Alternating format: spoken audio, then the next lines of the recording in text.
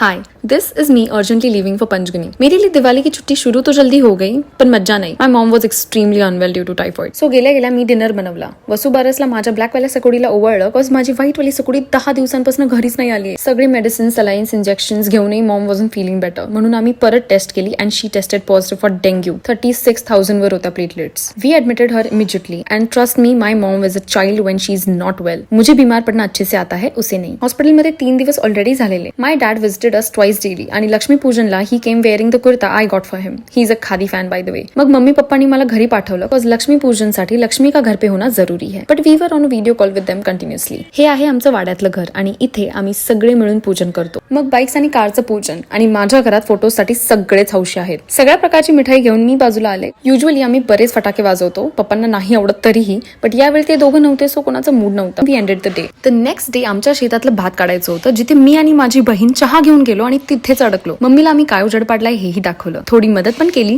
आणि संध्याकाळी परत हॉस्पिटलमध्ये। फायनली भाऊबीज दिवशी तिला डिस्चार्ज मिळाला and everyone was so happy.